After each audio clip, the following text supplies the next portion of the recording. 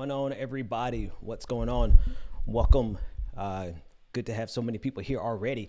We are already at 764 people. Do me a favor, hit that like, that share, and the subscribe button. Speaking of subscribe, we just crossed this afternoon. We crossed over 100,000 subscribers on YouTube. So a big thank you and celebration. We're going to celebrate properly by, I'm going to do this. I know it's kind of cheesy, but I'm going to do this anyway. Make sure my sound effects are on. Sound effects are on. I'm going to give myself an applause. Not only an applause, but I'm going to do the DJ air horn. We just crossed over 100,000 subscribers on YouTube. It took a while. I've been on YouTube for years, but I never really put the energy into creating nonstop video content. And so we have quadrupled, we've tripled our size in the last 3 months. And so if we keep going at this pace, before the end of 2021, I think we'll be celebrating 1 million subscribers if we keep growing at a similar pace. So thank you to everyone who's been subscribing and supporting and pushing. We can't do it without you. We absolutely cannot do it without you. And here we go. Let's talk about it's a lot of stuff happening. I want to let you guys know we are going to be doing a whole lot of pushing. Here's a super chat. We're going to be doing a lot of pushing for what's coming up in Georgia. I got a long list of things to talk about today, but one of the most important things that we're going to be focused on over the next couple months is the Senate race in Georgia. It is perfectly in line with what I'm trying to help get accomplished in this country. Regardless of whether or not I am an ecstatic fan of either of those politicians, which I'm not. You don't have to be to realize how important it is for us to get Mitch McConnell out of the Senate leader position, Senate majority leader position. We have to. We absolutely have to. And if there's any chance of any progressive agenda being accomplished at all, it won't happen with the Republicans in power. It will not. Not with them holding the Senate. And depending on what you believe about the Democratic Party, it is the perfect excuse. It is the perfect excuse to not do anything if Republicans maintain the Senate, because technically Democrats won't be able to do anything if Republicans hold the Senate. So we need to get all of the Republicans out of the paint. We absolutely need to get the Republicans out of the paint. And by out of the paint, I mean that we need to get the majority. It would be a 50-50 Senate if John Ossoff wins in Georgia and if Raphael Warnock wins in Georgia. If they win those two seats, then there will be a 50-50 split in the Senate, and Kamala Harris would be the person to break the tie. The vice president is always able to come in and vote to break a tie in a 50-50 tie. So there will be a possible agenda accomplished. In a few minutes, I'll be bringing on my dude, Marcus Farrell. He'll be joining me to discuss some of the organizations that you should be aware of that are grassroots organizations here in Georgia. And that, if you want to know who you can donate to, who you can volunteer for, he's going to be discussing the organizations with the track record. Okay, organizations with the track record of having impact. I just want to be very candid about something. It wasn't your standard Democrat who turned Georgia blue. It wasn't. There are a lot of grassroots organizing efforts that went into turning Georgia blue. And this is important. I think I have the data, and I'll try to bring it on your screen. There was a chart that I had that I got from Twitter that showed you who actually turned Georgia blue. It was young people and it was black people. It was especially young black people between the ages of 18 and 29 that voted for Joe Biden at 90%. And the politics of the younger generation is anything but milquetoast. It is not your standard fare Jim Clyburn style politics. It's not. It's not your standard fare. And this is not to make an enemy out of these people, because I'll make an enemy out of them on the regular podcast and on Twitter. It's just to say that if you want to know what got people to the polls, it wasn't so much hope. Actually, I can say it very, very affirmatively. If you want to know what got the winning margin in Georgia from those young organizers, those young black people and brown people who showed up for Joe Biden in obscene numbers, like 90% of the people, of black people between the ages of 18 and 29, 90% of those who came out and voted for Joe Biden. They weren't moved by, hope and change from a promise from Joe Biden. They were moved because they understood that it's going to be critically necessary to get Donald Trump out of office if they were going to accomplish anything that they want to accomplish. There is a minor civil war that's happening inside of the Democratic Party right now. Now, all of us understand, everybody understands the importance of winning January 5th, getting those 2 seats, getting Mitch McConnell out of the way. But how to accomplish that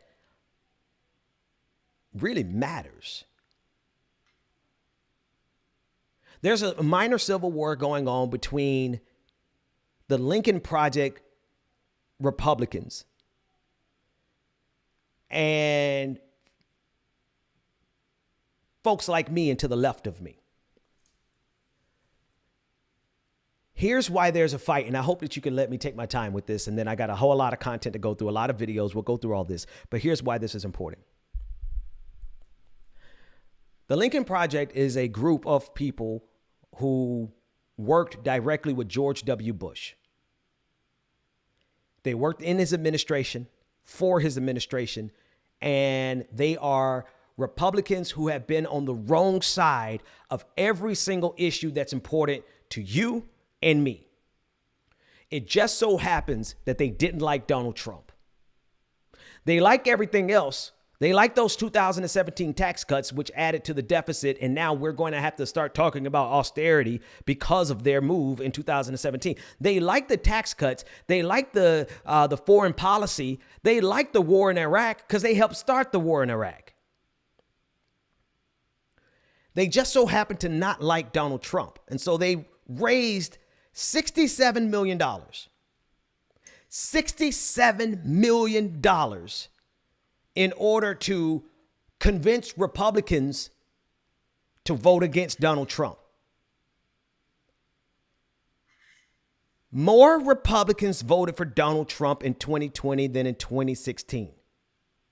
So if their objective, which it was to convince Republicans to take that money that they raised from Democrats, from people like you, they raised that money to convince Republicans to vote against Donald Trump, $67 million. But more Republicans voted for Donald Trump in 2020 than in 2016. Then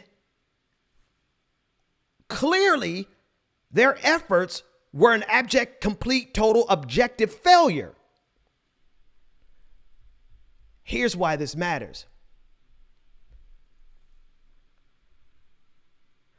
As we're coming up to this special election in January, the question is going to be, how do we win? The Lincoln Project is going to tell you that the way we win is by being nice and palatable to Republicans. By not scaring them away, by talking about stuff like defund the police or talking about stuff that like Medicare for all or the Green New Deal, because all of that is scary.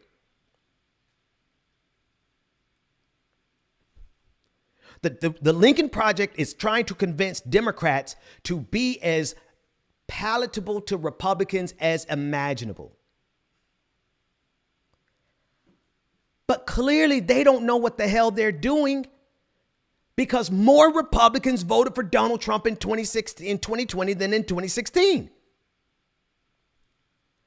If we try to, here it is very simply, if we try to appeal to Republicans in this special election in Georgia, we are going to lose those 2 seats. Bottom of the line. Bottom line. Bottom of the line. You get the point. If we if we try to appeal to so-called moderate Republicans, we are going to lose the special election in January.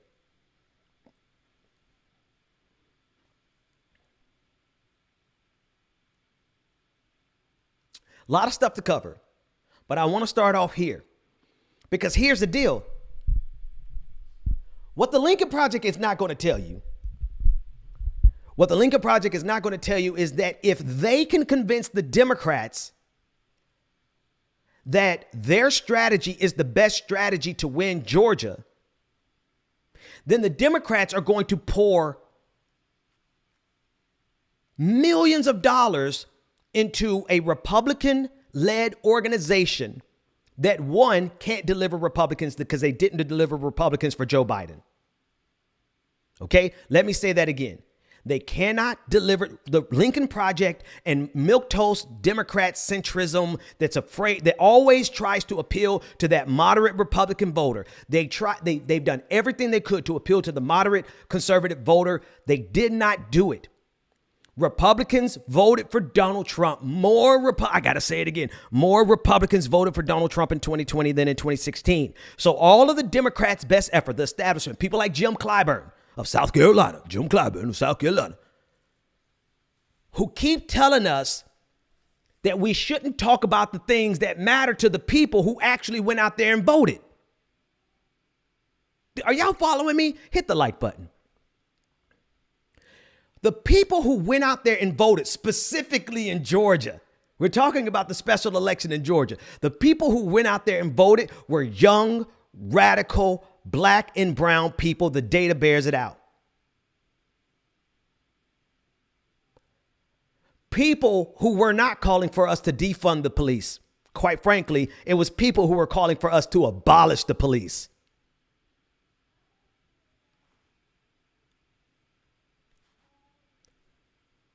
So they're trying to scare you into thinking that the best strategy to win Georgia is for us to try to appeal to moderate Republicans who were never going to vote for Joe Biden or John Ossoff or Raphael Warnock in the first place. If you fall into that trap, then all you're going to do is pour millions of dollars into the Lincoln Project, who didn't deliver in the general election. How the hell do you think they're going to deliver in the special election?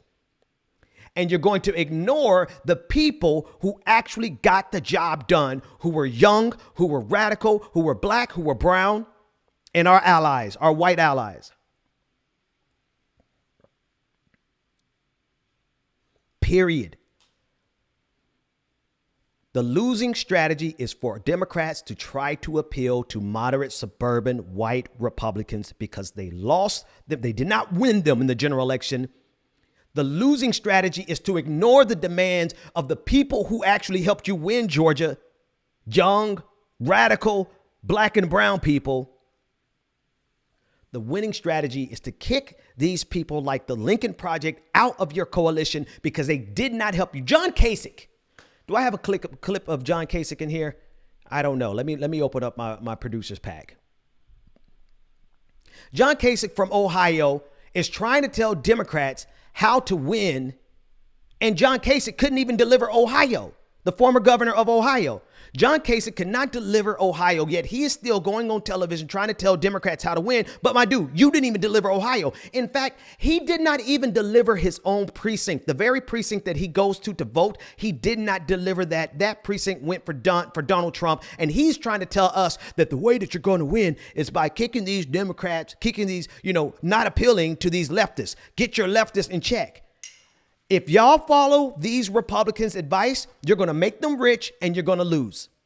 They get rich regardless. The Lincoln Project got $67 million and they're starting a whole media corporation company on your donations. And they didn't even deliver 1 percentage point more of Republicans. They didn't even deliver 1 percentage point more of Republicans, and they got $67 million to do it.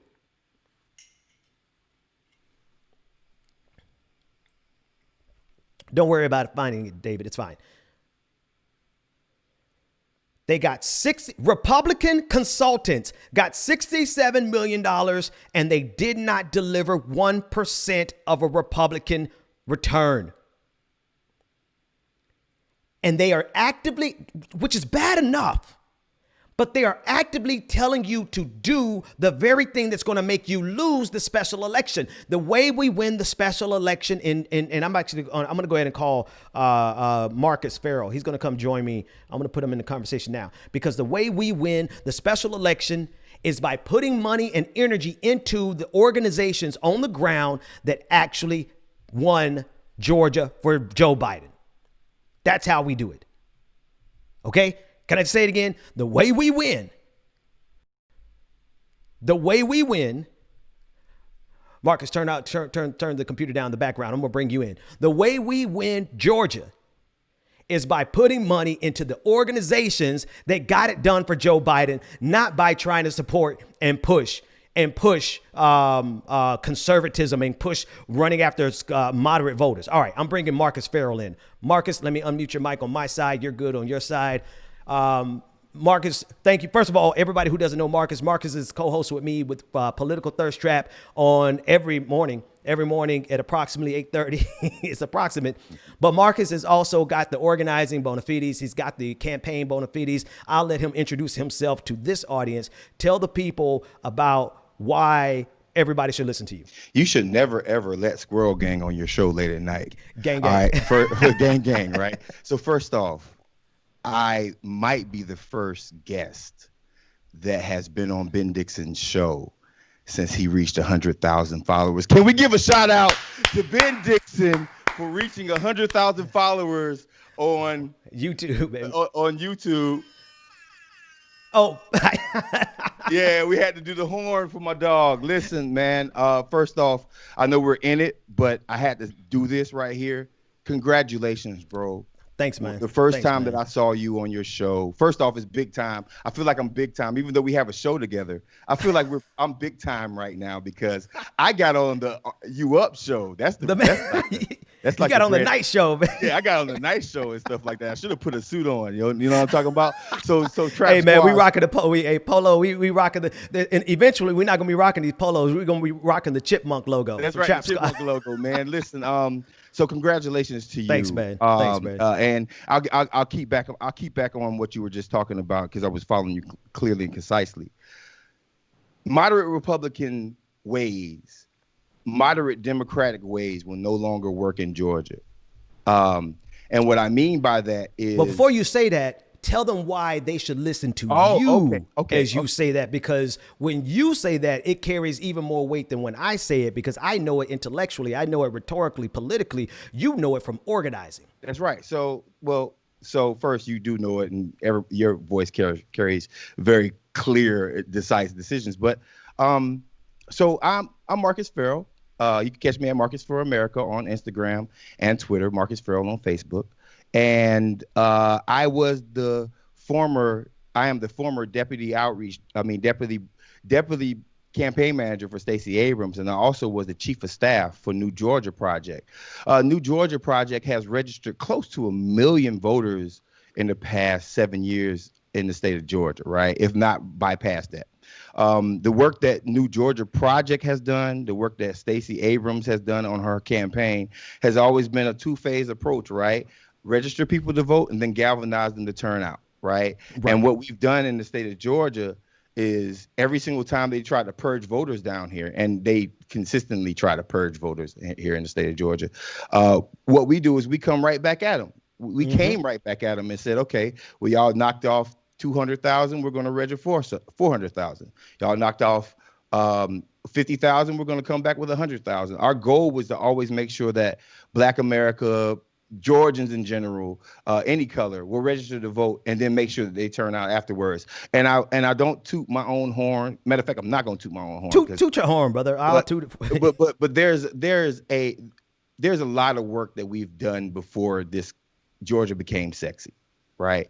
There's a lot of work that has been done before Georgia became a thing that Nancy Pelosi even paid attention to. There's a lot of work that has been done before Kasich even had a conversation about what Georgia looks like. Right. And I would be remiss if I didn't bring up all of the organizers, Black, white, Latinx, Asian, just across the board, Native, indigenous, that have done the amazing amount of work that needs to be done for us to even have a chance right now. So as much as I love my sister, Stacey Abrams, and when I say that, I mean that. Stacey gave me a shot in Georgia, and I've just expanded upon that shot. There's so many other people that have been doing the work down here, and there's so many people that have been preaching the same song that Ben has been preaching, but more so, and more importantly, that is just necessary, and that is one thing.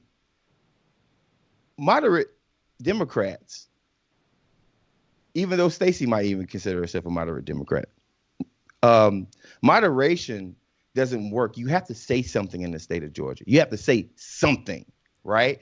And the Pelosi style campaigning of going to moderate white people does not work in Georgia. Why? Because Georgians live together, and white Georgians know that black Georgians need more help, more work, more policies to lift our whole state up in this state, right? And the problem has been is this, that there's this one thought process of, okay, there's only one way we can go, like, vote for us. We're not going to push any policies, and we'll be good. And what I'm afraid of, and I'll be very honest, what I'm afraid of is Ossoff, who's ran two campaigns like that, and he's been successful in one because he had more money than everyone else down here.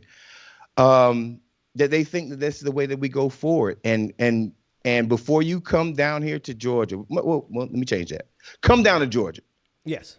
Volunteer with us. Make phone calls. But we got to talk about what the possibility is for Democrats and for progressives and for liberals in general, what the possibilities of a Senate, a majority Democrat Senate looks like in comparison to trying to boost up the moderate sort of do it. Well, let me ask you a couple specific questions to illuminate what you're saying, because what you're saying is spot on, right? But also, I'm going to toot your horn for you. Number one, you're a deputy campaign manager for Stacey Abrams, and this was in the race that was stolen from her by Brian Kemp, disenfranchising a couple of 100,000 people. So you were actually a part of that campaign. That's right. That was, in my opinion, victorious. It was just stolen from us, right? That's right. That's right. That's right. That's number one. Hey, wait, I'm going to let you elaborate, because I just want to go down your bona fides, right? Number two, you were the African-American Outreach Director, National African-American Outreach Director for Bernie Sanders.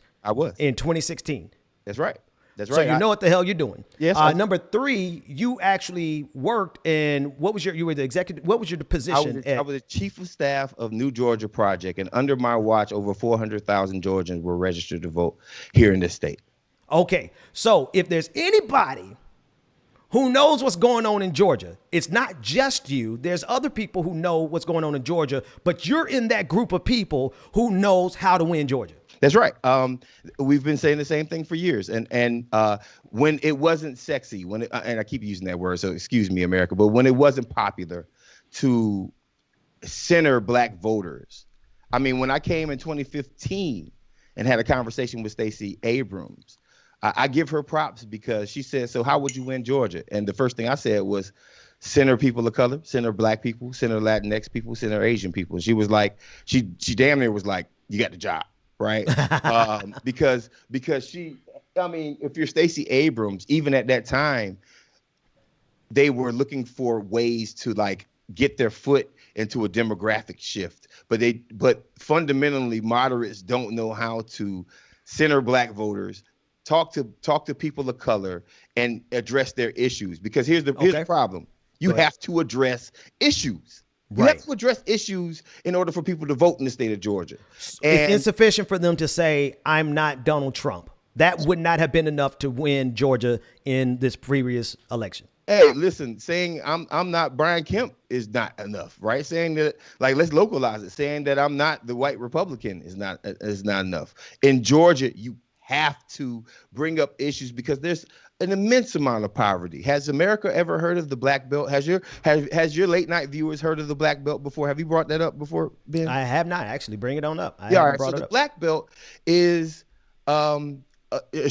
basically a belt, a line, a mark along the south in the southeast where there's where it's rural black voters, it's rural black people, and it's probably one of the most immense amounts of poverty in general. And they've been living there, and they've been, and I can almost say this is their ancestral home, because they literally got off some of these plantations and literally bought property and lived on property that their ancestors were enslaved in. And they're still there today, and they're still living in poverty, and they're still affected by the environment. That's why the Green New Deal is important. They're still affected by police violence. That's why not only police reform, but abolishing the police, or either. Well, let's put some context there, because the organizers that made this happen, right? They are not calling for us to defund the police like Jim Clyburn is so worried about. Defund the police. They're not calling for us to defund the police. They're calling for us to do what? Get rid of them. Abolish the police. Abolish them. So you're not gonna encourage these people to come out in January if you're trying to tell them y'all need to stop talking about defunding the police. That's not going to resonate. That's going to backfire. One of the biggest protests during the summertime happened right on John Lewis Parkway and Boulevard. So anybody who knows Atlanta knows that John Lewis Parkway and Boulevard is maybe 3 blocks away from where Martin Luther King and his wife, Coretta Scott King's body is laid right now. Mm-hmm. And you know what they were yelling at that protest? They weren't yelling, reform the police. They weren't yelling, do something about the police. They were yelling 2 things: defund the police and abolish the police. Yes. That's a fact. So when you have elected officials saying, well, we're not calling for that, but yet they scream Black Lives Matter. When you have elected officials saying, we're not calling for that, but they are willing to take a knee and wear kente cloth. Right? Come on, man. Listen.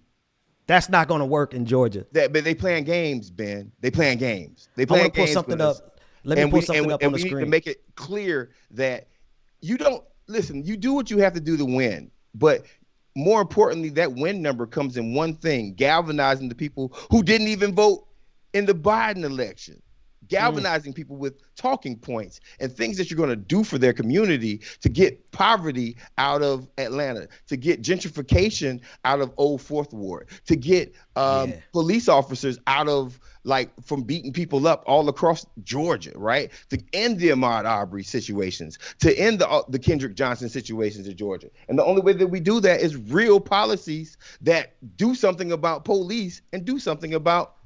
So what about the proposition? Actually, before we even go there, let me pull something up on the screen here. And actually I want to switch screens to secondary display. Nope, that's not the one. Primary display.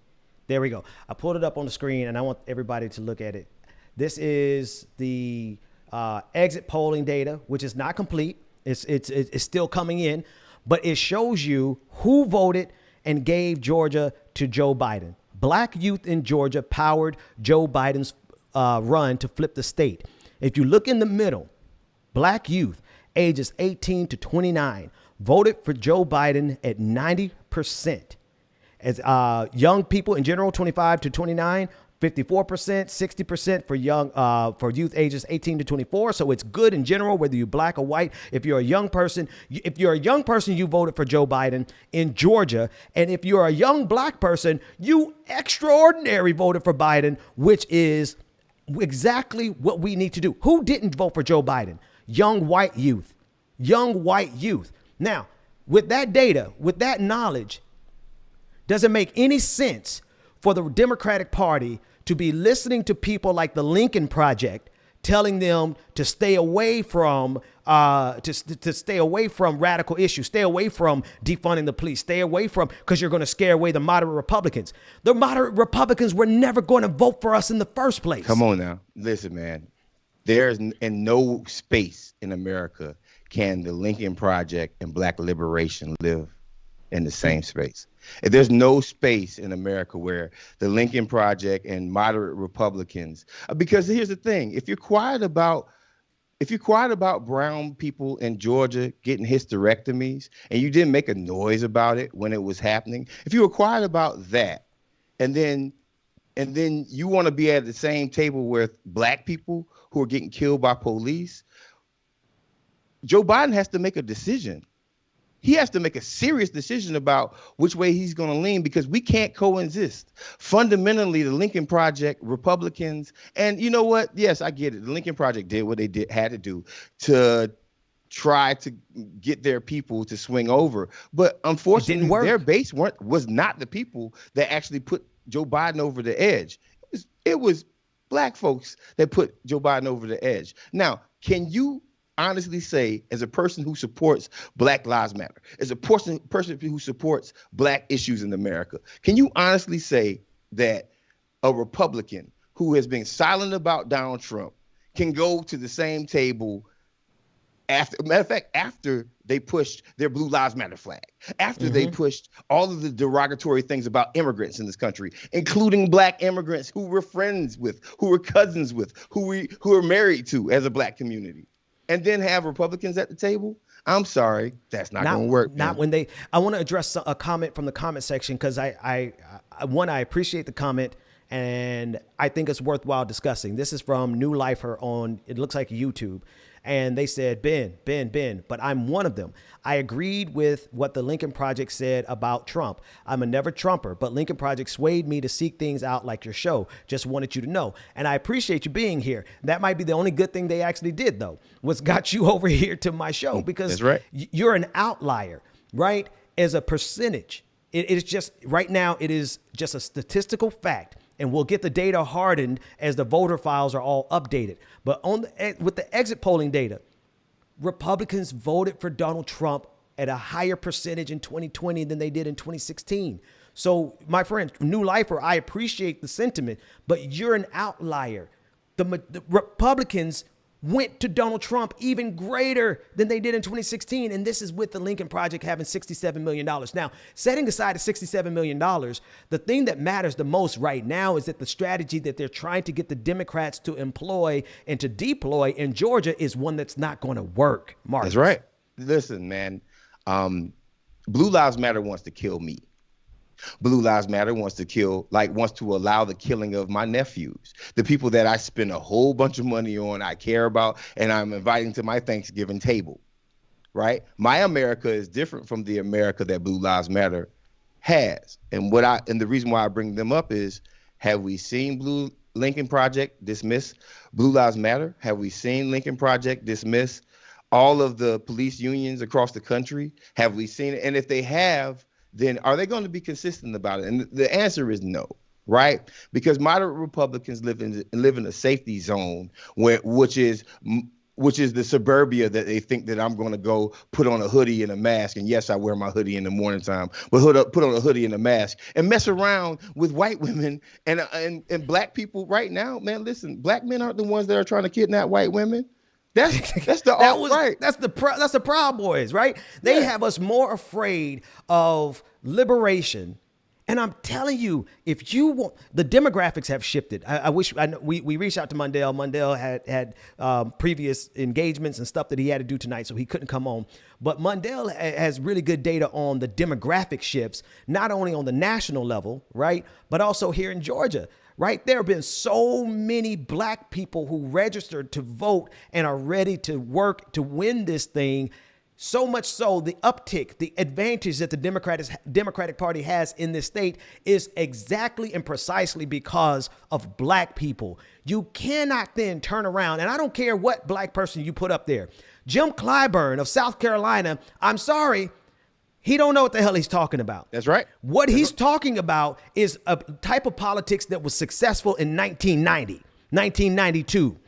What Jim Clyburn is trying to convince you to do as a black person is politics that worked in 1992, not politics that are going to work in 2020, as evidenced by the fact that millennials and younger generation X, millennials and Zoomers, older Zoomers, are a bigger proportion of the electorate than they have ever been. There are more of us than it is them. And so you cannot take the politics of an older generation that wants us to go back to 1992 with people who were born in 1992. We're doing something fundamentally different.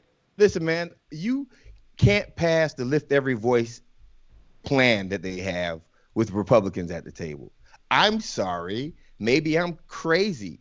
And I am crazy, but I'm crazy like a fox. And I also understand how politics work. The same people who have been blocking basic humanity for Black and Latinx people and indigenous Americans for the past couple of years, the same exact people. I go back to this because you can't do two things at the same time. And Joe Biden and Kamala Harris have to make a decision. And that decision, whether we love it or not, they have to make a decision whether they really want to say, okay, you know what, that lift every voice plan is the direction that we're going. And organically, I promise you, the Lincoln Project, the moderate Republicans, even a couple of moderate Democrats are going to step away from the table, because you cannot talk about Black liberation in America without actually having conversations about what the Republican and the Democratic Party has done at the same time. And right now the Black community just needs an honest conversation about, why are you guys ignoring our issues on a consistent basis? It's not cool anymore. It's not smart anymore, and it's not fun anymore. I'm tired, Ben. And when we as a community have given you power on a consistent basis, right? How do you ignore us on a consistent basis when we as a community have given you power? And bringing it back full circle to Georgia, if they want to win in January, they are not going to win trying to appeal to moderate Republicans. That is how they're going to lose. Moderate Republicans are like Lucy with the football, and Charlie Brown is like the Democratic Party, always trying to kick that ball, trying to convince moderate Republicans to come over and trust us. We're not going to be too radical. We're not going to do this. We're not going to do that. We're going to keep our leftists at bay. We're going to keep our base at bay. And every single time, the Republicans, just like Lucy, just pull that football from them. And they don't ever vote for the Democratic Party. They don't ever vote for you. They will not vote for you. They're not into you. They don't like you. They think you're the devil. That's right. Listen, at the end of the day, like I said on Twitter, I'm a Fulton County voter. I'm an Atlanta, Georgia voter. And I helped y'all out with y'all little issue with Donald Trump, because to be quite honest with you, besides COVID, my life hadn't changed. So let me tell you something. Y'all got it. Y'all got it. Y'all got my vote. Y'all told me to vote blue no matter who. But on January 20th of 2021, I'm having a funeral for the statement, vote blue no matter who. That we're having a repass with the Accountability Commission. And our repass is going to be, okay, y'all got it. Y'all asked us for this vote without having any real things done for my community. And this is not a Hotep statement. This is just I'm a normal Black guy statement who lives in Atlanta, who loves America, who served his country, and who came back not as a Vietnam veteran, but as a veteran of the wars that happened in the 90s. Look, I'm tired of not getting what's just due, especially when we keep saving y'all behinds. Man, we kept, hey, Ben, how many times have we saved them? Over and over again. I feel like that's a question from the church. How many times has he delivered you? Over and over again. How many times have we set you free, Democrats? Over and over again. I'm retweeting that thing from you right now. You said the Black Progressive Delegation is having a celebration of life for the phase of vote blue no matter who. Wednesday, January 20th, 2021. The repass will be the Accountability Committee headquarters shortly thereafter, meaning that's not going to help you win anymore. You got to address the issues. You got to talk to the community that's been elevating you. And if you want to lose, listen to people like John Kasich. Listen to people like the Lincoln Project. Listen to people like Anna Navarro, who did not deliver you 1 percentage point. John Kasich didn't even deliver you his own precinct. The precinct he goes to vote. He didn't even deliver that. Marcus, I want you to get the last word on how they win in Georgia and why they should listen to people like you, Mundell, Insay, all the folks who are actually here in Georgia who've been doing the work for the longest amount of time. Well, thank you for the last word, at least for my segment, man. But first off, brother, I love you, and I appreciate Trap Squad. I appreciate the Ben Dixon channel. I appreciate everybody who watches his show. Keep watching the show. Keep rocking with him. This man is amazing, and he's allowing a platform that is not heard right now. My last statement is this right here. I am going to allow all the nonsense to happen about moderation just to get Ossoff and Warnock elected. You know why? Because Georgia needs, America needs a Democratic Senate. And here's why we need a Democratic Senate. We need a Democratic Senate so we can hold them accountable, but not just hold them accountable, but say, y'all had y'all chance. We gave y'all everything that we had. We gave y'all the House, we gave y'all the Senate, and we gave y'all the presidency. And if something is not done about what we need as Black Americans, as Americans in general, then guess what? Y'all don't deserve our votes anymore, and we need to go another direction. That's it. That's it. Marcus, I appreciate you, man. We had 2,600 people who started listening to you, and they stayed the entire way through, man. So appreciate you coming on and spreading that gospel truth. And we bring you back soon, man. Thank you, man. What I'm talking about, I'll see you in the morning. Yeah, I'll see you in the morning time. Trap Squad in the morning. I'll see you in a couple of hours for clickbaity political thirst trap. Thanks, man. Squirrel gang. Gang. Everybody, that's Marcus Farrell. Follow him on YouTube, on Twitter rather. Marcus for America, Old Man Politics on Twitch, and anywhere you can find him, you can find him, and definitely a good follow. All right, that's the number one thing I needed us to get out. I got a whole lot more to cover because there's a lot of people who are vying for the state of Georgia, and we got to be ready for it. He's actually putting together, and I meant to ask him about this, and I apologize. We'll get it on tomorrow's episode. Tomorrow morning, Marcus is putting together a list of the organizations that actually flipped Georgia. He knows them a lot better than I do. He knows them personally because he's worked with them. And they're compiling a list of the organizations that flipped Georgia. These are the organizations that you need to listen to. These are the organizations that you need to pour money into. And these are the people who are going to help Jon Ossoff and Raphael Warnock win January 5th special election. Because you know what? They're the reason that Joe Biden is in the position that he's in now to win. All right, let's take a look at Mitch McConnell. I want to play this clip of Mitch McConnell, and let's listen to what he has to say about President Trump. Let's go. Presidential race. Obviously, no states have yet certified their election results. We have at least one or two states that are already on track for a recount. And I believe the president may have legal challenges underway in at least 5 states. The core principle here is not complicated. In the United States of America, all legal ballots must be counted. Any illegal ballots must not be counted. The process should be transparent or observable by all sides, and the courts are here to work through concerns. Our institutions are actually built for this. We have the system in place to consider concerns, and President Trump is 100% within his rights to look into allegations of irregularities and weigh his legal options. Mitch McConnell. Something else has happened today also. David Perdue and Kelly Loeffler. They have asked the Secretary of State of Georgia to step down. These two called on the state's GOP Secretary of State to resign on Monday, citing, quote, failures in the election process, but not providing any specific evidence to support the claims. The Georgia Republicans will both face runoff elections on January 5th. Loeffler was going to go against Raphael Warnock, Perdue against Jon Ossoff. We just talked about that. The Georgia Secretary of State, Brad Raffensperger, responded in a statement Monday saying that he would not resign and defended his office's handling of the election. Here's the thing. It's not sufficient enough for you to be a Republican. It's not sufficient enough for you to be a Donald Trump supporter Republican, because the Secretary of State here in Georgia is a Donald Trump supporter. You have to be a Republican who's willing to bend the rules, break the law, ignore the Constitution in order to help Donald Trump maintain power. Now, here's what Mitch McConnell is actually doing here. He is trying to find a way, or he has rather found a way, to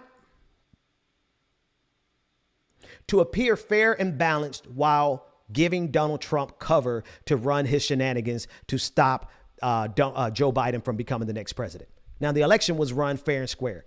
The margin of victory is bigger than anything we saw during the 2000 fiasco with Al Gore and George W. Bush, right? Joe Biden has a convincing lead in several states, enough states that Donald Trump really doesn't have a chance. You could take off one, but he still has all the others. What Mitch McConnell is trying to do here is to give Donald Trump the sufficient cover that he needs to run this scam that they had laid out. They had every intention of doing this the entire time. They had every intention of questioning the validity of the election the entire time. If the shoe was on the other foot, Donald Trump, actually, they did this. I was going to say, if the shoe was on the other foot, Donald Trump will be calling for the count to be stopped, for the election to be called. Donald Trump was simultaneously on election night and the very next day calling on certain states to end their counts because he was ahead and other states to continue their count because he was behind. He wanted to get it both ways. The Republican Party has shown that they will not stand up to Donald Trump. They do not care what he does if what he does is detrimental to democracy. He doesn't care about that. All he cares about is the fact that he wants to maintain power. And that he has a lot of cowards. He has a lot of cowards that are going to back him and support him. And that includes Kelly Loeffler and David Perdue here in the state of Georgia. Here's their statement. They said, the management of Georgia election has become an embarrassment for our state. Why? Because you're about to lose? Georgians are outraged. Which Georgians? Not the millions of Georgians that voted for Joe Biden. Georgians are outraged, and rightly so. We have been clear from the beginning. Every legal vote cast should be counted. Any illegal vote must not. Can I pause for a second? Legal vote is now a colloquial. It's a colloquial for voters who voted for Donald Trump. That's the only people they think is legal, that they think they are illegal. Anyone who didn't vote for Donald Trump, they're considering it illegal. So I'm sorry, when I hear that, at this point, when I hear them say legal voters, I hear white voters. I hear white voters because white folks are the ones who gave Donald Trump any advantage, any chance at all. It was the white voters. So when they say legal voters, it's a dog whistle as loud as day. Let me keep reading. Any illegal vote must not be counted. And there must be transparency and uniformity in the continuing process. This isn't hard. This isn't partisan. The hell? Get the hell out of here. This isn't partisan. This is the epitome of partisanship. This is the quintessential example of partisanship. This is exactly what political hacks do. Kelly Loeffler and David Perdue in the state of Georgia are putting their eggs, they're placing their bet on Donald Trump being able to steal the state, because if they can get Donald Trump to steal the state, then they can steal the state for their own Senate races. I'm not reading any more of their BS. It is interesting. It's ridiculous. I'm going to read one more tweet. This is from Kyle Cheney. On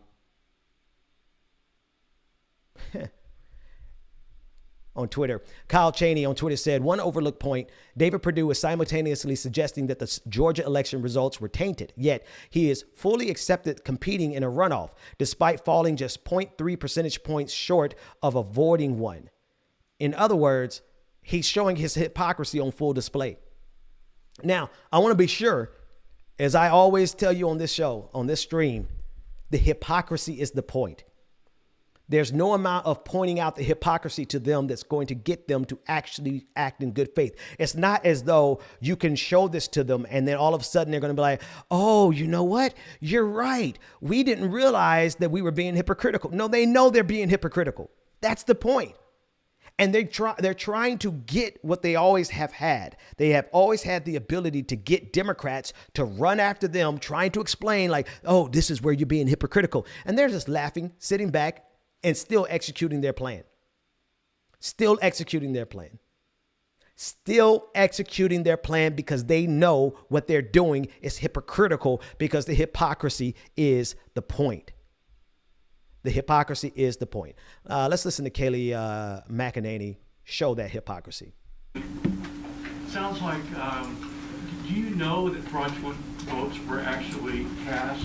Or are you simply saying we don't know because we couldn't see it? Look, what we are asking for here is patience. Rana just mentioned to you the more than, I believe it was 130 affidavits in Michigan alone. We're aware of all the reports of thousands of votes in Nevada that were cast by those who are not eligible. We're hearing these reports. We're seeing them come in. We are vetting them. We are getting affidavits. So right now we would point you to all of that. That information is publicly available. But what we're asking for right now is patience as we explore these equal protection claims, among others. Can I play that again? Because I want you to listen to a couple of key phrases. Listen in. Sounds like, do you know that fraudulent votes were actually cast? Or are you simply saying we don't know because we couldn't see it? Look, what we are asking for here is patience. Rana just mentioned to you the more than, I believe it was 130 affidavits in Michigan alone. We're aware of all the reports of thousands of votes in Nevada that were... Pause. The affidavits and the reports are coming from Donald Trump supporters. They want you to have patience as they vet these affidavits that have been filled out by Donald Trump supporters saying that I saw voter fraud. Yeah, let me tell you exactly what I saw. This is what I saw.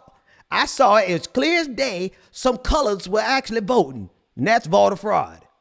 That's what they want you to have patience with. Cast by those who are not eligible. We're hearing these. Why were they not eligible? They want us to give them time to run their games by saying that they have people who said that they were ineligible voters. Who decided they were ineligible?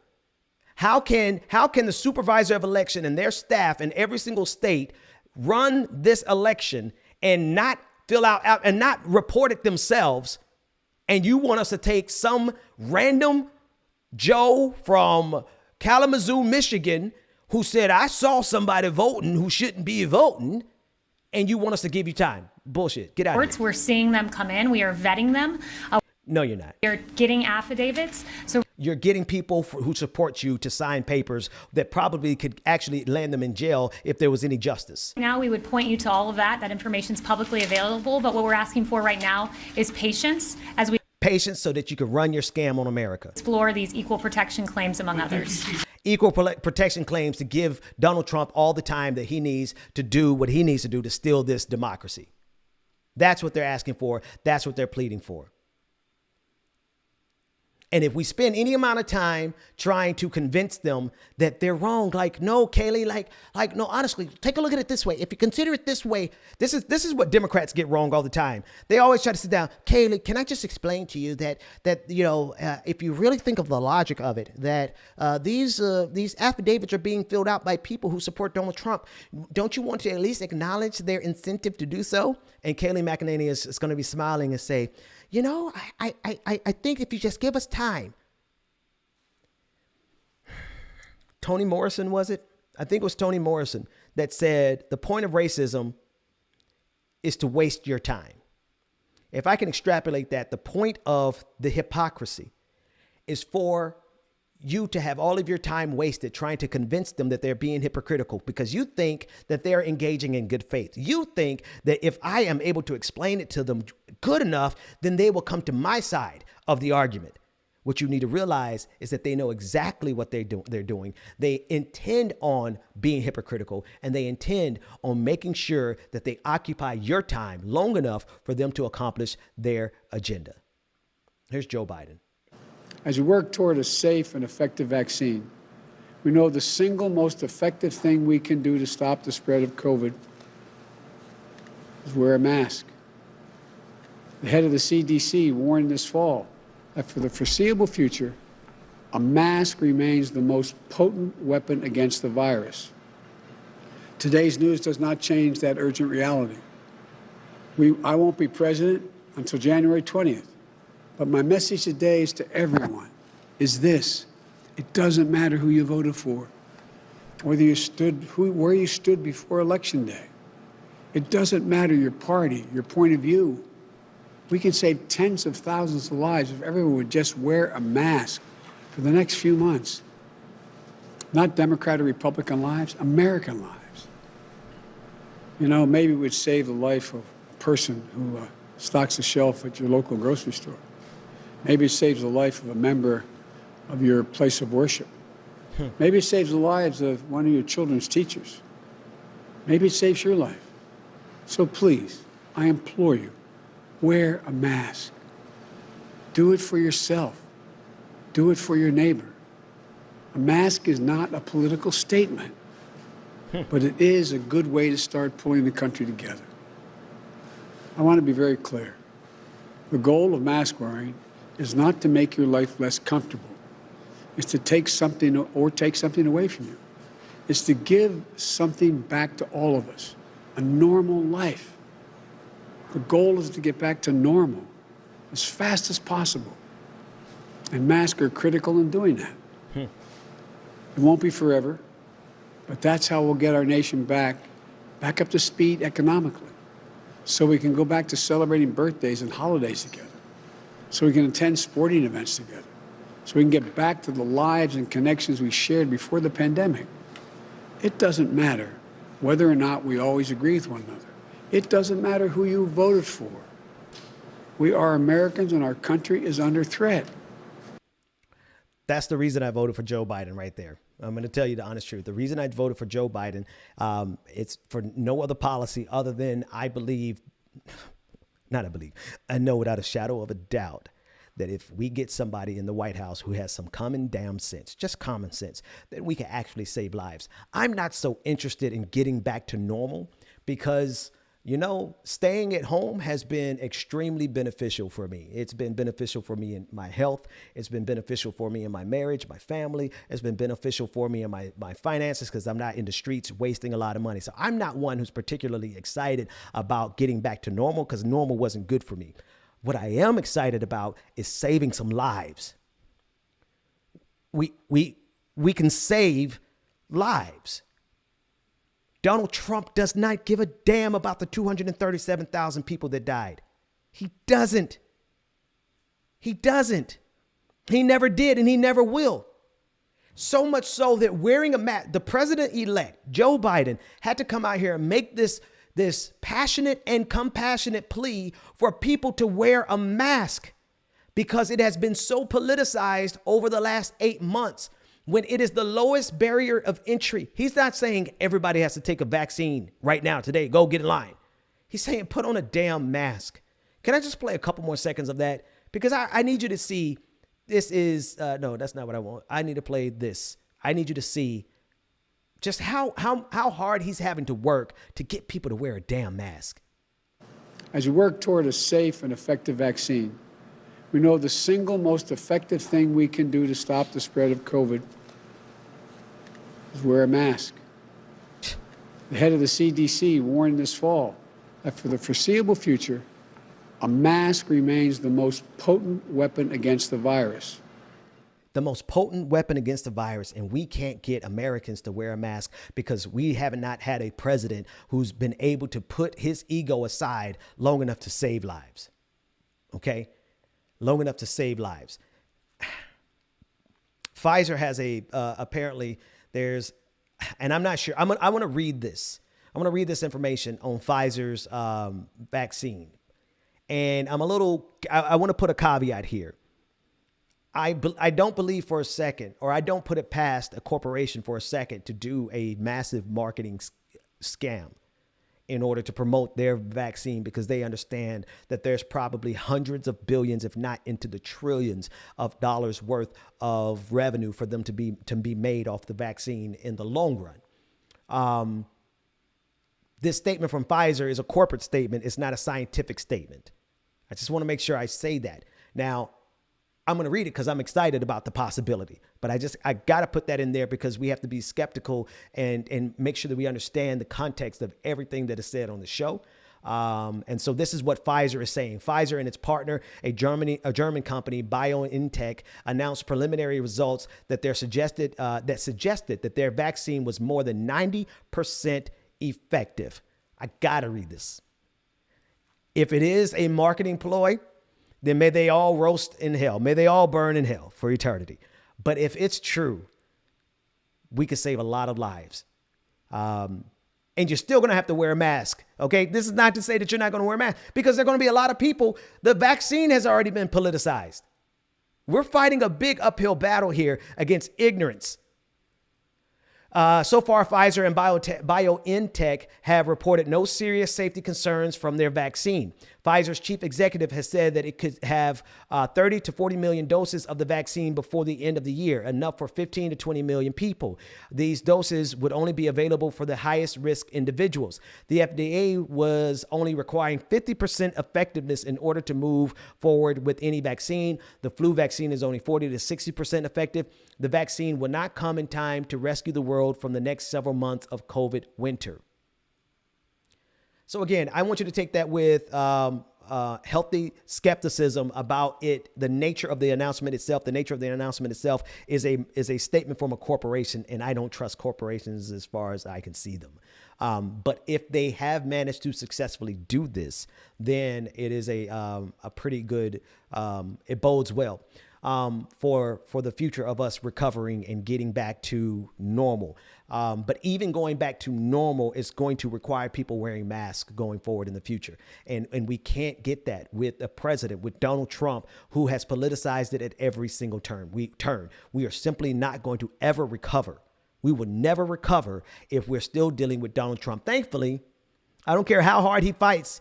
I don't care how many lies he tells. I don't care how many times he says that he was cheated. The fact of the matter is that he lost, and President-elect Joe Biden is preparing the country to move forward with a depoliticized COVID plan. All right, let's take a look at this video.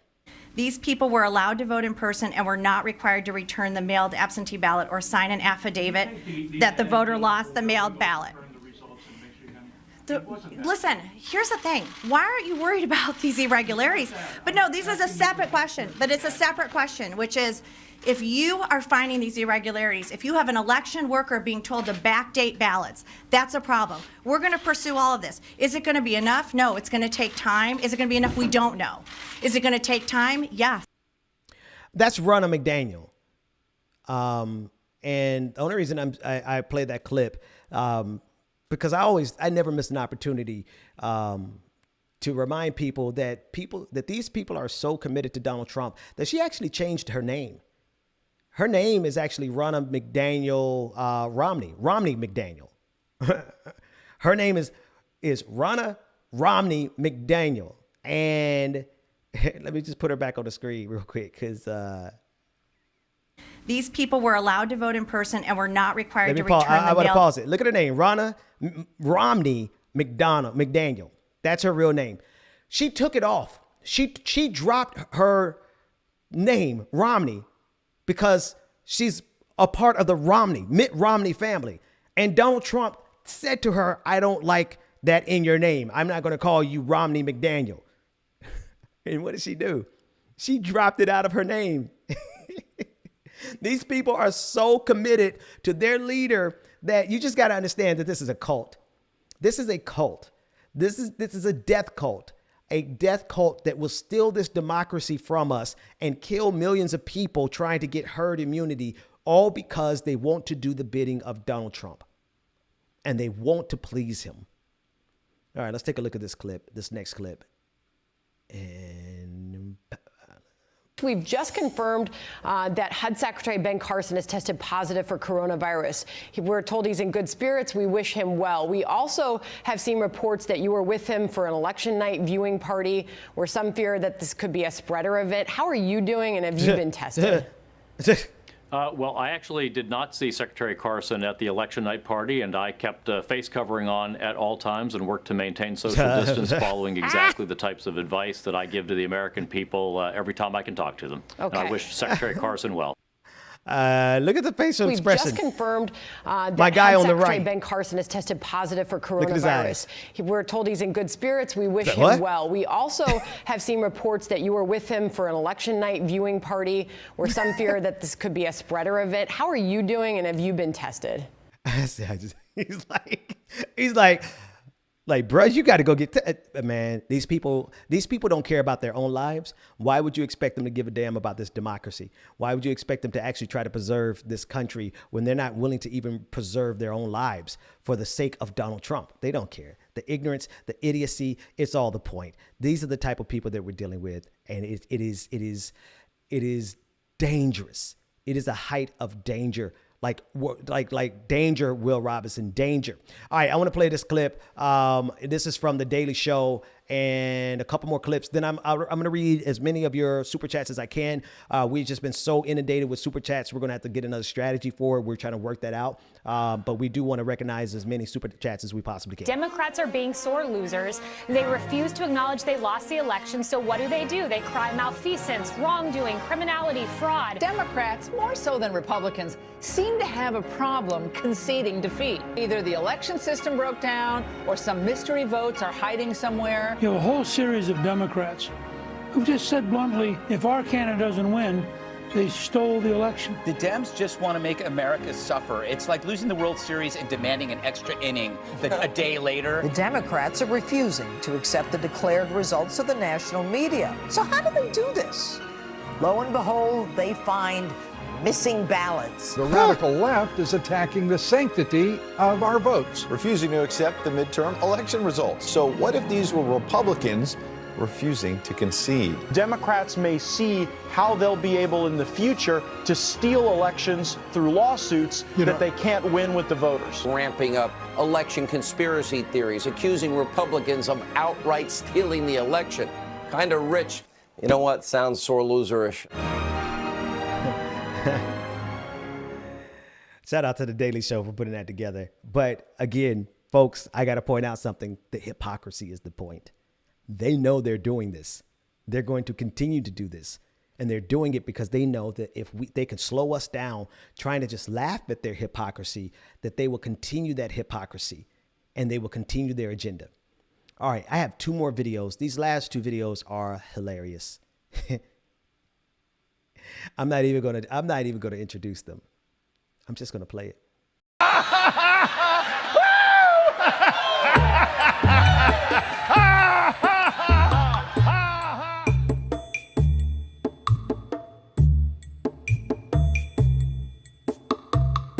The media said Joe Biden's president. Ha ha ha ha ha ha ha ha ha ha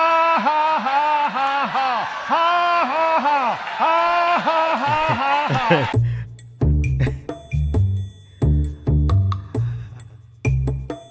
COVID-19. COVID-19. I blow on you. I blow the wind of God. The wind of God. On you.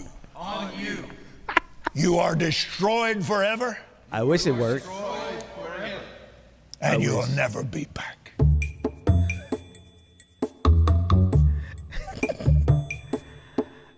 I don't care if you ain't got but 2 nickels. Give him the first one. You know what I do after I know what I know now? Give him both of them. It's something about I'm going to play one more. I'm not even going to introduce this one. Watch this one. I ask, oh God, that you would take your iron rod, and I ask that you would smash the clay jar of deceit in America. Smash the clay jar of delusion in the United States of America. Smash the delusion, Father, of Joe Biden as our president. He is not. Would you take your iron rod and smash the strong delusion that Nancy Pelosi does have her House of Representatives? We don't know that. Smash it in Jesus' name. Hulk smash. Smash, Lord, the takeover of the U.S. Senate by Chuck Schumer. Lord, smash it with your iron rod. We're not even going to address the double entendres of that whole exchange. I'm not going to do it. It's too late in the evening for me to folks, I'm going to say this as a person of faith, as a person who goes to church on stream, because of COVID-19. I can't go to church now because Donald Trump's an idiot. But I go to church on a regular basis. And I'm a person of faith, and I love our show is warm and welcoming to people of all faiths, no faith. It is just, it is cool what we got here. My biggest supporters are atheists and agnostic and, Buddhist. And I mean, it's just, we just have but I want to just say as a person of the Christian faith, these people have lost their goddamn minds. These people got no damn sense. They have they honestly believe that God is their errand boy who's going to come and overturn the election results. I mean, they honestly, and they're crying in church. There's another video of everybody just crying. Oh God, not Joe Biden. Because they have tied their identity, their religious identity, and their politics, and it's indiscernible, it's indistinguishable, it's one of the same. But it's not as though that they put their faith above their politics and they're making their politics respond to their faith. It's that they have put their politics above their faith and they make their faith respond to politics. And so everything that they teach about in their church at this point is just the Republican talking point. What they preach about on Sunday isn't about, long suffering and patience and kindness. It's republicanism. That's who they worship. They worship Donald Trump. I used to say that they worship capitalism, which they do, but they worship Donald Trump. And so, I mean, they're literally like, oh God, if you could just smite them with your iron rod and smash it and smash it. It is funny, but it's also simultaneously terrifying because this is what they want to be in power. They want the American government to reflect their dogma.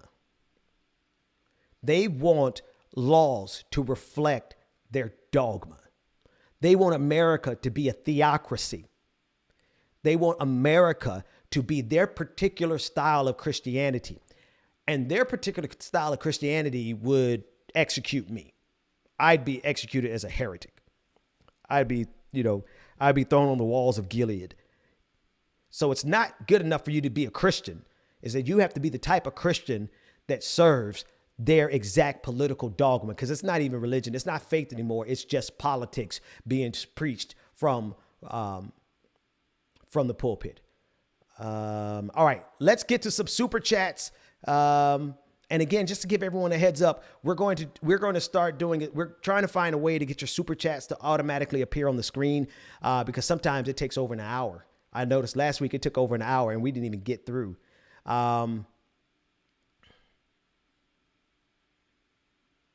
Okay, yeah, all right, we'll break that down. Winston Smith said Andrew Yang is moving to Georgia to help Warnock and John Ossoff. Cool. Torches and Pitchforks sent $5 asking me about Massachusetts. Why? Because everybody doesn't need to know where I live. I get death threats, so I always leave it ambiguous and make sure I just throw random cities. Next week I'll be living in Uzbekistan. Anyway. Torches and Pitchforks sent $5 in honor of Michael Brooks. We appreciate it. And he also, Torches and Pitchforks also sent $5 on behalf of Marcus for showing up, saying, Marcus, here's a drink, homie. Gerald Dubois said, Trap Dragon, always speaking the truth. Appreciate it, Gerald. Dr. Elson said, wasn't Marcus on this morning? It was so good. It was such a good stream. Yes. Marcus is a co-host of Clickbaity Political Thirst Trap. We do it every single morning at 8 a.m., which is why I need to go ahead and get into bed. Mama Jamas gave out a tier 1 sub. MH Buitrago on YouTube said, what do you think of the movement for a People's Party? Can you bring on MMP reps to discuss this strategy? I'll reach out to them. Let me reach out to them and see. Thank you for all the people who subscribed on Twitch. I really appreciate all of you. Kimberly McNaught on YouTube said, any word on LA Trumper just killed a protester? I did not see that. I have been out of the loop. I'll try to catch up. Infinite Content said on YouTube, Ben and Marcus, running GOP light or bland candidates won't work. People want some spice, and people want some spice in the people they support. The DNC isn't standing up to with the times. Oh, got it. Debbie, the Bernie Bro, said, beginning and ending the day with Ben and Marcus is the way it should be every day. That's love. We appreciate it. Motogata on Twitch says the last thing you would possibly want to do in January to win Georgia is appease Republicans. Thank you. Salvador, thank you for the super chat saying this is how we move forward. Black and brown communities are the future of the world. It is. Like, the millennials and Generation Zoomers, they're like over 40% black and brown. That's a huge demographic shift in this country. You need to respond to them because they're voting. They're 18 and up, they're voting now. You can't just keep doing the same thing that you appeal to white moderates. That's how you won in 92. They're literally trying to run the playbook that won Bill Clinton, the White House, in 1992. They're trying to run it in 2020 as if there's not been any significant change in demographics over the last 30 years. That's ignorance. That's pure ignorance. Randy's Context on YouTube says, stop the count at 46. Nice play on words. I like that. Torches and Pitchforks send another $5. It said, every time Marcus says, that's right, he gets $5. Cat BT on YouTube said, thank you, Marcus, for all that you have done in Georgia. Georgia saved America. So again, you rock. Thank you, Georgia. Torches and Pitchforks sent another $5 because Marcus yet again said, that's right. Let's move this one out of the way. Let's see this comment that's hiding underneath here. Can I get to it? These are kind of overlapping a little bit, guys. Delete that one. This is from Ann Sierra on YouTube said, I wonder how you guys feel about Booker not receiving the Democratic nomination in Kentucky. I truly felt he would have motivated and beat McConnell.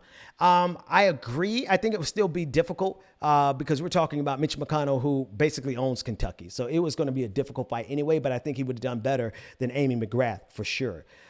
Torches and Pitchforks and another $5. That's right, Marcus. Kat on YouTube again said, thank you, Mark. Okay, we got that one. Robert M on YouTube said, thank you for all your activism, Marcus. We owe you a debt of gratitude. Blythe50 sent in a super sticker. Randy's Context said, by the way, Kamala is pronounced vice president.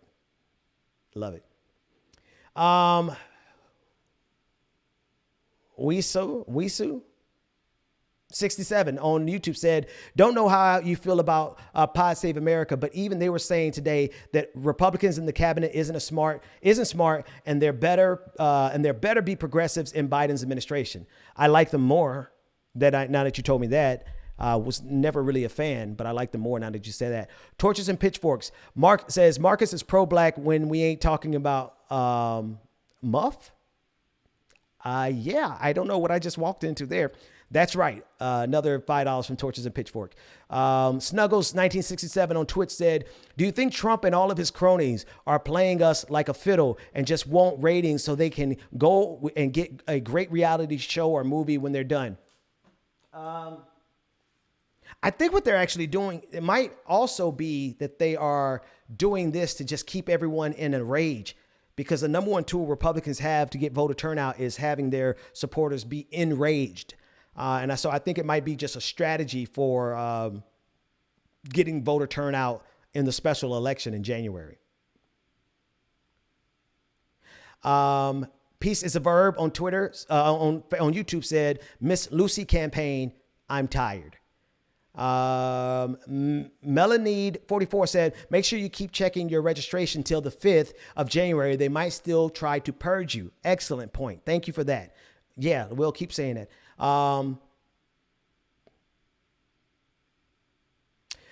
Snuggles 1967 said, breaking news, in response to Barr's memo, the top DOJ official overseeing voter fraud investigation quit. I'm going to dig into that a little bit more. Torches and Pitchforks, hashtag Trap Squad, see you in the morning. And sent another one, said Trump working on the best loss ever. For real. AB on YouTube said 12 million people like me have been hurt by shutting down. We need to help the live events industry, or sports festivals will never recover. So one of the things that they should have done was to do exactly that, to help those industries that cause the most spread. In other words, pay bar owners to stay home and to be able to pay their rent, to pay their mortgage on their facilities, to keep their licenses up to date, and to take care of their employees. We have enough money to make sure that every bar, every live sporting event, every festival has enough money to survive and to be able to come back stronger. We could have done that. We should still do that. But what we shouldn't do is say we're not going to give them any kind of bailout and let them fend for themselves, because in that type of scenario, people go to these events and they get COVID-19. The government has to do better. Cam said the answers are in the binder. I'll improvise, talking about Kayleigh McEnany. Torches and Pitchforks says delicious Fox News tears. They are delicious.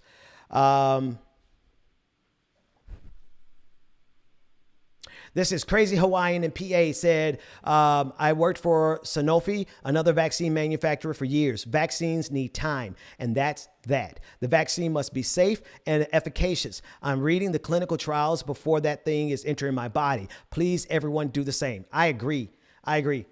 Right? And I'm going to tell you, if you want to know what the hell Ben Dixon is actually going to do, because I am actually enjoying staying at home, and my family is stronger because we stay at home, and my finances are stronger because I'm not out, eating out every day. I might wait 3 extra months on top of the general population getting the vaccine. 3 extra months from the time politicians take the vaccine. Okay.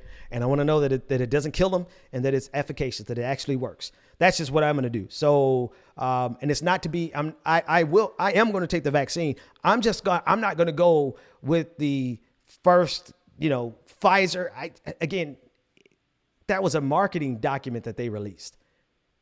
So do it like she said. Like, I don't have the expertise to read clinical trials, but I got enough common sense to wait and see how it works on, how does it work on Mitch McConnell?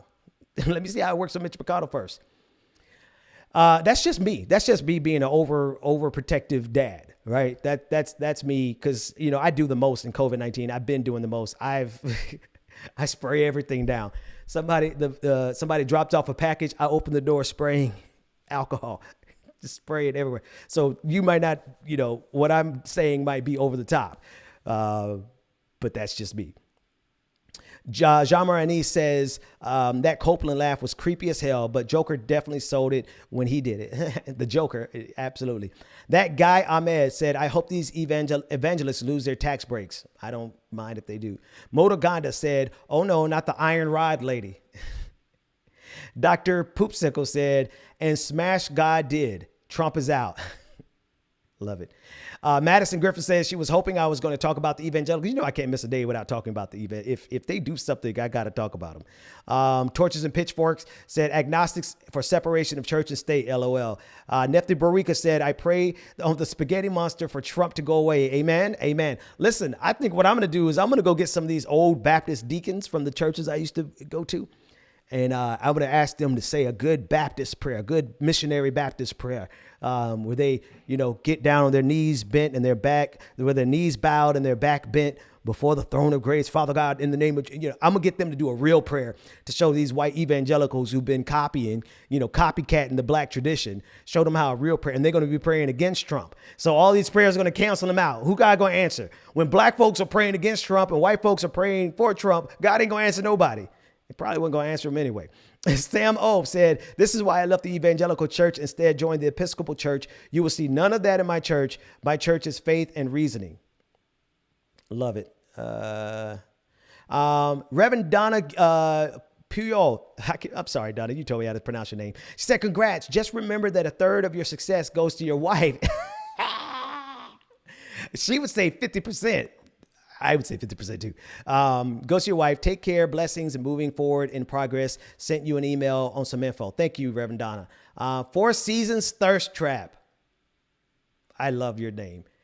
How to change minds of F&L, friends and family who only consume mainstream media. Bring them here. Bring them here. I would tell you exactly what I do. What I do is I'm going to make everybody comfortable with some good old-fashioned anti-Trump rhetoric, because we should all be anti-Trump. It's going to be really familiar to them. It's going to be comfortable for them. They'll get nice and settled in. And like, I like that young man. He's a dad too. I like him. And then I'm gonna flip them. I'm gonna have them talking about guillotines and and revolution. Right. So bring them here. I'll introduce them. I'll get them nice and comfortable, and then I'll radicalize them. Nick What said, tried to send a super chat earlier, but it got rejected like 10 times because I cursed too much. So here's a nice boring one. You know, YouTube don't want you cussing. John Awesome said, big love to you, Ben, and big love to the hate watchers in chat. I think we need an old priest and a young priest to save us. Ha, I love it. I love it. Okay, great. Well, not as many super chats as normal. All right. That said, folks, I'm going to call it. It's a good space. We're at 1 hour and 30 minutes exactly. 2,451 people watching. Let's take a second and share, like, and subscribe. Hit that like button. If you're on Twitch, tell my producer, David, who are we going to raid? Let's raid somebody. We want to spread the love. Rating on Twitch is when you go over there. You send our entire channel of watchers. Let's say we have 125 people watching now. I'm just guesstimating.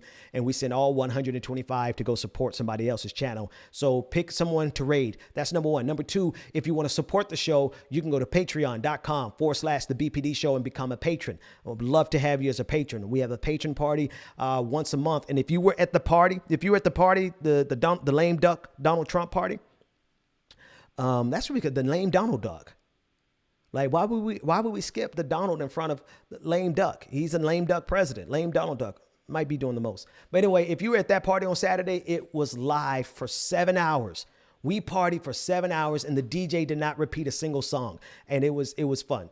So become a patron, patreon.com/the BPD show. If you want to support without having to actually spend money out of your pocket, you can go to twitch.tv and become a subscriber using your Amazon Prime account. If you have Amazon Prime, which most Americans do, you can donate $5 from what you've already spent. It doesn't cost you a dime. It just reallocates $5 of those dollars to support our channel on Twitch. So either go to patreon.com/the BPD show or twitch.tv/Benjamin P. Dixon and become a subscriber using Twitch. That's it. I'll see you all bright and early in the morning. I want to get, okay, it looks like this story might be important. Hang on, let me backtrack on this story real quick.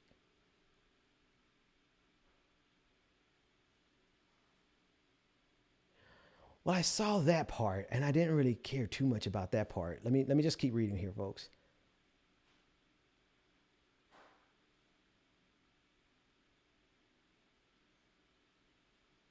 Okay. All right. Let's do this real quick because it's in the tank and I want to, it's here for me to read for you. So I'm just going to do it this way. Hold tight. I'm going to put something on your screen. All right. Attorney General William Barr has authorized prosecutors to pursue substantial allegations of voting irregularities, if they exist, before the presidential election is certified. The move comes despite there being little evidence of such fraud. Continuing on, in response to Barr's memo, Yes, in response to Barr's memo, the top DOJ official overseeing voter fraud and investigations quit.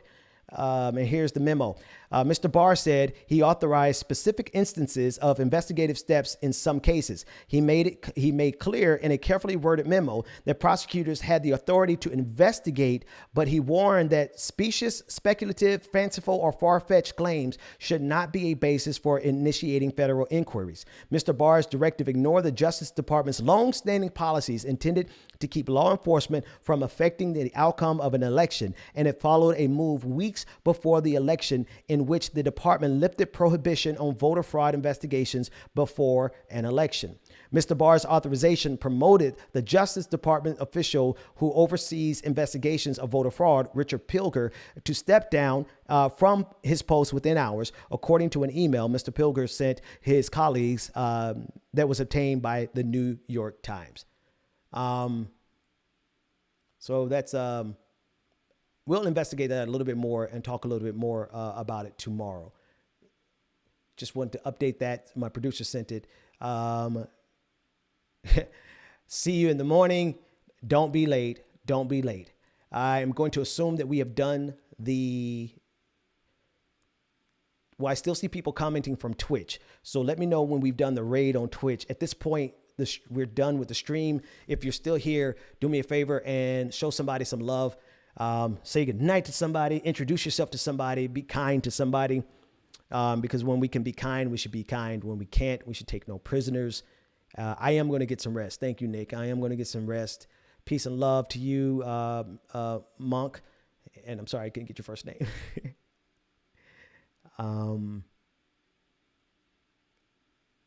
Good night to you, Madison. And shout out to everyone who's a part of that 100,000 subscribers on YouTube. It's good night. It's a good night. Just waiting on my producers. I'm just here waiting on the producers to tell me. Oh, it's done. Oh, we raided the left flank vets. Awesome. It is